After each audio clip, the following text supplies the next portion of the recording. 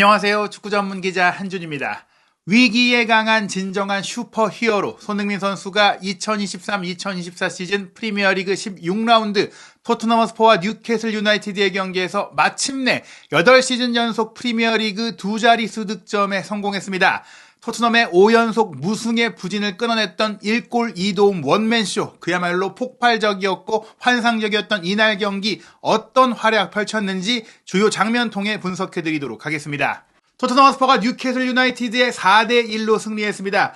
토트넘이 이기기 어려울 것이다라는 영국 현지 매체들의 전망이 많았는데요. 이날 16라운드 2일차 일정에는 예상치 못한 결과들이 많이 있었습니다. 먼저 맨체스터 시티가 승격팀 루턴 타운을 상대로 선제골을 넣고 끌려가다가 2대1로 역전승을 거뒀고요. 승점 10점 삭감으로 인해 강등 위기에 몰렸던 에버튼이 첼시를 상대로 2대0 완승을 거두면서 확실하게 강등권과 거리를 두기 시작했습니다. 그리고 토트넘을 상대로 승리했던 웨스트햄이 풀럼과의 런던 더비 원정 경기에서 0대5의 참패를 당했는데요. 토트넘도 지난 시즌 챔피언스리그 진출에 성공했고 또 올 시즌 부상자가 속출하고 있는 가운데에서도 끈끈한 모습을 보여왔던 뉴캐슬을 상대로 4대1 승리를 거두면서 최근에 홈 연패 그리고 공식 경기 무승의 늪에서 빠져나왔습니다. 이날 승리로 토트넘이 승점 30점을 기록하면서 5위 자리를 지켰습니다. 맨체스터 유나이티드가 본머스의 0대3 충격 완패를 당하면서 승점 27점에 멈췄고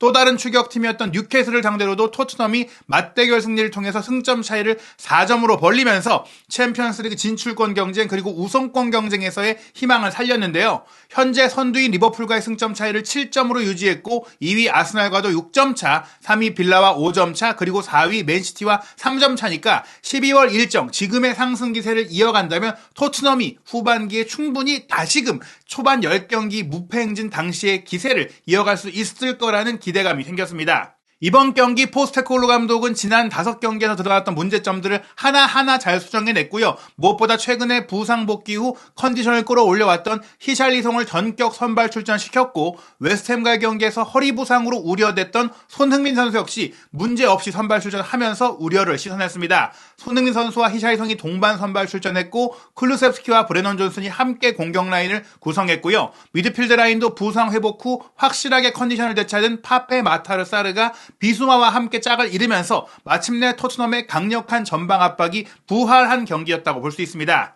이날 선발 포진도에서 또 하나의 변화는 사실 손흥민 선수가 전방 공격수로 뛰고 히샤이손 선수가 전방에서 뛰다가 결정력 부족 문제로 왼쪽으로 이동했었는데 웨스트햄이 손흥민 선수를 막기 위해 에워싸고 공간을 주지 않는 그런 모습들을 많이 보이면서 이번 경기는 손흥민 선수가 다시 왼쪽으로 이동하고 히샬리송이 중앙 전방으로 이동했고요. 무엇보다 오른쪽 측면에서 너무나 뻔하게 읽히는 왼발 위주의 플레이를 펼쳤던 쿨루셉스키를 다시 한번 중앙 공격형 미드필드로 위치로 옮기고 브레넌 존스를 오른쪽에 배치하면서 지난 웨스트햄과의 경기에서 전방에서 고립됐던 손흥민 선수, 오른쪽에서 자꾸 상대에게 차단됐던 쿨루셉스키, 왼쪽으로 갔다가 이렇다 할 임팩트를 보이지 못했던 존슨의 위치를 다 바꿨습니다. 그리고 말씀드린 대로 사르가 비수마와 함께 뛰면서 하이라인에서 상대를 전방 지역에서 괴롭히는 플레이를 펼치면서 경기를 확실하게 장악했는데요. 경기 초반부터 토트넘이 좋은 장면들을 많이 만들었습니다. 전반 4분 비수마 선수가 중앙지역에서 왼쪽 사이드에 배치됐던 손흥민 선수에게 길게 전환 패스를 보내줬고 여기서 손흥민 선수가 우도기의 침투에 맞춰서 하프 스페이스를 침투하는 우도기를 향해서 날카로운 대각선 수루 패스를 연결해줬고요. 이 패스를 우도기가 감각적인 백힐 패스로 히샬리송에게 연결을 해줬는데 아직은 그래도 히샬리송 선수가 둔탁했어요. 브루노 기마랑이스가 커버에 들어오는 움직임에 잘리면서 슈팅까지 가져가지는 못했지만 토트넘 특유의 연계 플레이가 살아났고 무엇보다 손흥민 선수가 사이드로 벌렸을 때 그 사이 공간을 우도기가 파고든다거나 또 손흥민 선수가 신속하게 폭을 만들면서 사이드 플레이를 펼치는 것들이 상대 뉴캐슬의 수비를 흔들어 놓기 시작했습니다. 전반 5분에도 손흥민 선수의 사이드 플레이가 좋았는데요. 왼쪽 센터백으로 뛰었던 벤 데이비스가 손흥민 선수에게 신속하게 전진 패스를 뽑아줬고 이 패스를 손흥민 선수가 논스톱으로 돌려주면서 가운데로 들어왔던 쿨루셉스키에게 연결을 해줬습니다. 그리고 쿨루셉스키 선수가 말씀드린 대로 오른쪽 사이드가 아니라 중앙에 배치되니까 상대와의 힘싸움이라든지 또 패스의 범위라든지 플레이의 패턴이 다양해지면서 상대 수비를 현혹시키는 데 성공을 했는데요. 손흥민 선수의 패스를 받은 이후 바깥으로 빠져들어가는 히샤이송에게 스루 패스를 밀어줬고 히샤이송이 이 장면에서는 왼발 슈팅까지 가져갔으나 아쉽게도 골대를 넘어가면서 무산이 됐습니다. 하지만 계속해서 토트넘이 뉴캐슬의 문전을 위협했는데요. 전반 6분에는 오른쪽 측면에서 포로가 올려준 크로스 패스를 향해서 왼쪽 사이드에 있던 손흥민 선수가 순간적으로 중앙 전방으로 이동하면서 두브라브카의 앞쪽으로 침투했는데 두브라브카가 먼저 달려나와서 커버하긴 했지만 이렇게 손흥민 선수가 사이드에 있다고 하더라도 보조자로만 활약한 게 아니라 히샬리송에 빠져나온 중앙 공간을 또 차지하는 그런 플레이를 통해서 손흥민 선수도 골을 넣을 수 있는 위치를 차지하는 모습들이 있었습니다. 다만 뉴캐슬 역시 날카로운 공격이 없었던 건 아닌데요. 전반 7분 조엘링턴의 컵백을 받은 브루노 기마랑이스가 순간적으로 노마크 상황이 되면서 시도한 오른발 중거리 슈팅이 아슬아슬하게 크로스바를 넘어가는 상황이 있었고요. 또 전반 9분에는 조엘링턴 선수가 감각적인 로빙 스루 패스를 앤서니 고든에게 줬는데 고든이 하프라인 뒤에서 달려들어왔기 때문에 오프사이드가 아닌 상황이었거든요. 여기서 고든이 문전으로 들어가던 이삭을 향해서 날카로운 컷백을 연결했는데 벤 데이비스가 슬라이딩 태클로 이 공을 건드리지 않았다면 이삭이 가볍게 밀어넣으면서 선제골을 넣을 수도 있는 상황이었습니다. 이렇게 뉴캐슬의 역습도 날카롭게 이어졌는데요. 전반 17분에는 포로의 날카로운 코너킥을 로메로가 헤더 슈팅으로 연결해 골문 구석을 노렸지만 골키퍼는 속였으나 알미론이 걷어내면서 또 한 번 토트넘의 득점 기회가 무산이 됐습니다. 전반 19분 또 한 번 데이비스의 패스에 이은 손흥민 선수의 사이드 플레이가 빛났는데요. 이 패스를 받은 손흥민 선수의 사이드 돌파에 이은 왼발 가마차기 크로스가 기가 막혔거든요. 골키퍼와 센터백 사이, 수비수도 골키퍼도 차단하기 어려운 위치로 절묘하게 올라갔던 크로스인데 하필이면 이 크로스 패스를 마무리하기 위해 달려들었던 히샬리송의 슬라이딩 슈팅이 공에 닿지 못하면서 골키퍼의 품에 안기며 무산이 됐습니다. 그러나 이렇게 손흥민 선수를 통한 왼쪽 측면 공격이 계속 이어지면서 결국 선제골로 이어졌는데요. 전반 26분 오른쪽에서 포로 선수가 중앙에 우도기에게 넘겨주고 우도기 선수가 왼쪽 사이드에 손흥민 선수에게 넘겨주면서 공격 방향을 왼쪽으로 바꿨고요. 손흥민 선수가 자신을 마크하던 트리피어를 앞에 두고 너끈하게 빠르게 유려하게 돌파한 이후 올려줬던 컷백을 어느새 또 문전 중앙지역 공격 스위치로 들어왔던 우도기가 밀어넣으면서 토트넘이 1대0 선제골을 넣었습니다. 중앙 공격수 히샬리송이 많은 수비에 에워싸여 있자 그 앞쪽으로 순간적으로 들어왔던 우도기의 움직임도 좋았지만 상대 수비를 확실하게 무너뜨리고 날카롭게 또 한 번 골키퍼와 센터백 사이 공간을 노렸던 손흥민 선수의 슈퍼 크로스가 만들었던 골인데요. 손흥민 선수가 이 어시스트로 시즌 3호 도움을 기록했습니다. 선제골이 나온 이후 토트넘의 공격은 더욱더 원활하게 풀렸고 전진하는 뉴캐슬의 배후 공간을 잘 공략하는 상황들이 많이 나왔습니다. 전반 30분에는 이번에도 중앙 공격형 미드필드 위치에서 쿠루세스키가 정말 잘해줬어요. 오른쪽으로 침투하는 존슨에게 스루 패스를 내줬고 존슨이 크로스 패스를 문전으로 연결했고 여기서 히샬리송과 손흥민 선수의 앞쪽으로는 수비가 커버에 들어왔지만 그 사이로 들어온 사르 선수는 프리 찬스가 됐지만 아쉽게도 이 사르의 슈팅이 빗맞으면서 골대 옆으로 빗나갔습니다. 33분에는 토트넘이 후방 빌드업 상황에서 실수로 인해 위기가 있었는데요. 존슨 선수의 백패스를 이삭이 차단한 이후 고든을 거쳐서 고든의 스루 패스를 받은 알미론이 문전에서 왼발 슈팅을 가져갔지만 조금은 무게중심이 흔들리면서 세기가 약했습니다. 비카리오의 선방에 막혔고요. 최근 계속해서 1대0 선제골을 넣고도 동점골, 역전골을 허용했던 토트넘인데 다행히도 이번 전반전에는 38분 토트넘이 추가골까지 만들어내면서 쐐기를 박았습니다. 그리고 그 추가골의 어시스트 주인공도 손흥민 선수였는데요. 또 한 번 손흥민 선수가 트리피어와의 1대1 상황에서 개인기로 상대를 완전히 속여서 무너뜨렸고 이후에도 침착하게 정말 많은 선수들이 문전에 있었는데 비어있던 히샬리송을 정확하게 보고 밀어줬고 히샬리송이 툭 밀어넣으면서 2대0 추가골에 성공을 했습니다. 손흥민 선수는 이날 경기 멀티 도움을 기록했고 히샬리송도 부상 복귀 후 첫 골을 터뜨리면서 자신의 지금까지의 부담감을 털어낼 수 있었던 팀 전체의 사기를 끌어올릴 수 있었던 골이었는데요. 이후에도 토트넘은 총공세를 펼쳤습니다. 전반 41분에는 사르가 전방 압박하면서 뉴캐슬의 패스 전개를 차단하자마자 존슨에게 연결했고 존슨이 그대로 벼락 같은 중거리 슈팅을 때렸는데 아쉽게도 골포스트를 때리고 무산이 됐습니다. 44분에는 수비 진영에서 공격 진영까지 무려 40여 미터를 손흥민 선수가 단독 돌파해서 올라간 이후 클루세스키에게 밀어줬고 클루세스키 선수의 크로스 패스가 히샬리송의 다이빙 헤더 슈팅으로 연결됐는데 하필이면 이 헤더 슈팅이 공에 닿지 않고 이제 빠져나가면서 추가골에 성공하지 못했습니다. 그래도 토트넘이 전반전을 2대0으로 마쳤는데요. 전반전 기록을 보시면 기대 득점에서 1.79골로 토트넘이 2골을 넣을 만한 경기력을 보였습니다. 물론 뉴캐슬도 앞서 말씀드렸던 벤 데이비스의 장면처럼 실점할 수 있는 위기가 있었기 때문에 0.96의 기대 득점이 나왔는데요. 그래도 전반적인 경기 흐름을 보면 토트넘이 65%의 점유율로 경기를 장악했고 슈팅 수도 12대4, 유효 슈팅 5대1로 크게 앞섰고요. 물론 빅찬스는 3대2였지만 그래도 말씀드린 대로 토트넘이 3골 정도를 넣을 수 있었던 빅찬스가 있었고 골대를 때리면서 무산됐던 아쉬운 기회도 있었고 상대 박스 안에서만 10개의 슈팅을 때릴 정도로 확실히 뉴캐슬을 상대로 우월한 경기력을 보였습니다. 후반전에도 이러한 흐름은 마찬가지였는데요. 56분에는 오른쪽에서 포로가 뒤로 공을 빼주고 사르가 반대편 중앙으로 빼준 것을 비수마가 그대로 중거리 슈팅으로 가져가면서 두브라브카의 선방이 막힌 장면이 있었는데 이렇게 사실은 골을 넣고 쫓아와야 하는 두 골 차로 열세인 뉴캐슬이 자기장에 갇혀있을 정도로 토트넘이 계속해서 후반전에도 주도권을 잡았거든요. 59분에는 뉴캐슬이 세트피스 공격을 시도하던 상태에서 끊겼을 때 손흥민 선수가 또 한 번 엄청난 속도로 드리블 돌파를 가져갔는데 하프라인을 넘어선 순간에 뉴캐슬 센터백인 러셀스가 노골적으로 유니폼을 잡아 넘어뜨리면서 경고를 받는 상황까지 나왔습니다. 이 장면으로 뉴캐슬 수비 라인은 더욱더 부담감이 커졌고 또 러셀스는 퇴장의 위협까지 받게 됐는데요.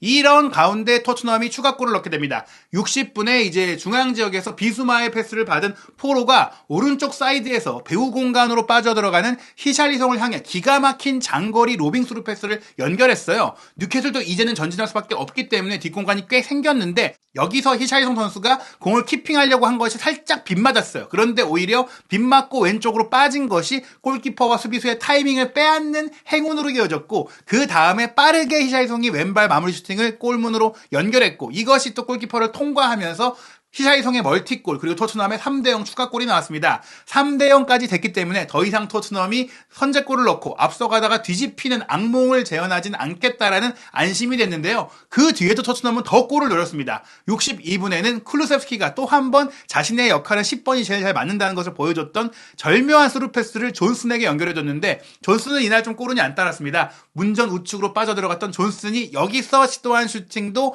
골포스트를 맞고 나오는 불운에 득점이 되지 못했습니다. 계속해서 토트넘은 4번째 골, 5번째 골을 노렸는데요. 63분에는 쿨루세스키가 오른쪽으로 이동했다가 바깥으로 빠져나오면서 왼발 크로스 패스를 손흥민 선수의 침투 동선에 맞춰서 연결해줬어요. 그리고 손흥민 선수가 어느새 번개처럼 수비 뒤쪽으로 들어와서 오프사이드 트랩을 무너뜨리며 골키퍼와의 1대1 상황에서 논스톱 슈팅을 가져갔는데 이 슈팅이 아슬아슬하게 골대 옆으로 빗나갔습니다. 이미 2개의 도움을 올리긴 했지만 아무래도 왼쪽 사이드로 이동한 이후에는 평소보다 슈팅 기회가 많이 없었던 손흥민 선수인데요.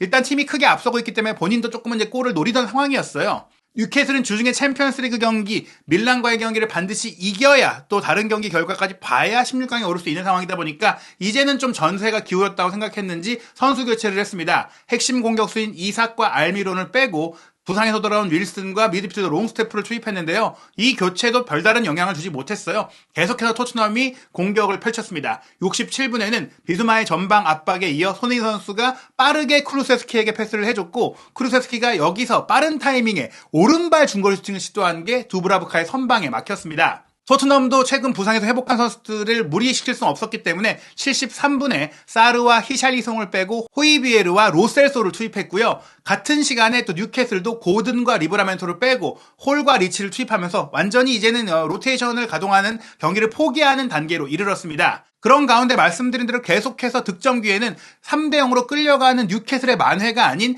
4번째 골을 노리는 토트넘의 공세로 이어졌는데요. 76분에는 교체로 들어왔던 로셀소가 뒤로 빼준 공을 포로 선수가 수비 다리 사이로 공을 빼낸 이후 본인이 파고들어서 그대로 대포알 같은 오른발 슈팅을 때렸는데 두브라브카의 선방에 막혔고요.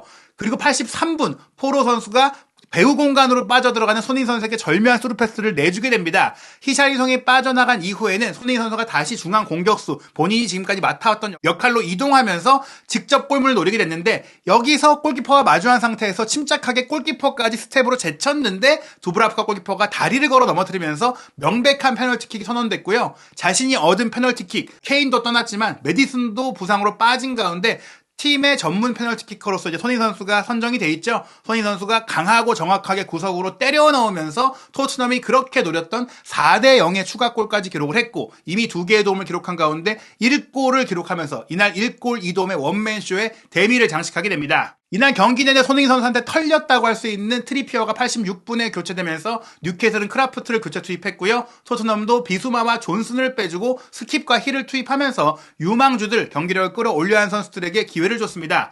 그런 가운데 또 한 번 손흥민 선수가 득점할 수 있는 기회가 있었는데요. 89분에는 스킵의 스루 패스를 받은 손흥민 선수가 두 명의 수비 사이로 절묘하게 빠져들어간 이후 날카로운 오른발 슈팅을 구석으로 노렸는데 아쉽게 골대 옆으로 빗나갔어요. 이런 가운데 후반 추가 시간 1분 포스테콜루 감독이 손흥민 선수에게 기립박수를 받을 수 있는 선수 교체를 단행하면서 토트넘 유스팀의 유망주인 돈리를 투입했습니다. 하지만 손흥민 선수가 나가자마자 아쉽게도 토트넘이 실점을 하게 되는데요. 조금은 수비 라인에서 집중력이 떨어졌던 것 같아요. 수비 라인의 패스 미스를 뉴캐슬이 차단했고 윌슨이 밀어준 공을 조엘링턴이 밀어넣으면서 뉴캐슬이 4대1로 만회골을 넣긴 했지만 이미 게임은 끝난 상태였죠. 토트넘이 4대1 승리로 기분 좋게 최근에 무승을 끊어냈습니다. 12월 일정 영국 축구 전통적으로 빡빡한 박싱데이 일정이 이어지는데요. 토트넘은 주중 경기로 17라운드를 치릅니다. 영국 현지 시간으로는 15일 금요일 밤, 한국 시간으로는 12월 16일 토요일 새벽 5시에 노팅엄 포레스트와 원정 경기 치르고요. 최근 상승세를 타고 있는 부담스러운 상대 에버튼과는 크리스마스를 앞두고 경기합니다. 12월 24일 일요일 0시로 토트넘과 에버튼의 홈 경기가 예정되어 있고요. 12월 연말 일정에는 12월 29일 새벽 4시 30분 브라이튼과의 원정 경기, 12월 31일 밤 11시에는 올해 마지막 경기로 본머스와 홈 경기가 펼쳐집니다. 그리고 2024년의 첫 번째 경기는 1월 6일 새벽 5시로 확정된 번리와의 FA컵 3라운드 경기인데 아마도 이 경기는 아시안컵 차출로 인해 손흥민 선수가 뛰지 못할 가능성이 큽니다. 그리고 프리미어리그 일정이 1월 15일 새벽 1시 30분 맨유와의 경기로 펼쳐지는데 이날 아시안컵의 한국 경기가 또 이어지기 때문에 손흥민 선수는 맨유전부터 만약에 한국이 아시안컵의 결승까지 오른다면 브렌트포드전, 에버튼전, 브라이튼전까지 뛰지 못하고 2월 18일 예정돼 있는 울브스와의 맞대결, 손흥민 선수와 황희찬 선수의 동반 맞대결, 이 경기부터 확실하게 프리미어리그 무대로 돌아오게 됩니다. 손흥민 선수의 환상적인 활약 이후 영국 현지의 반응도 궁금하실 것 같은데요. 구독, 좋아요, 알림 설정을 통해서 놓치지 않으시기 바랍니다.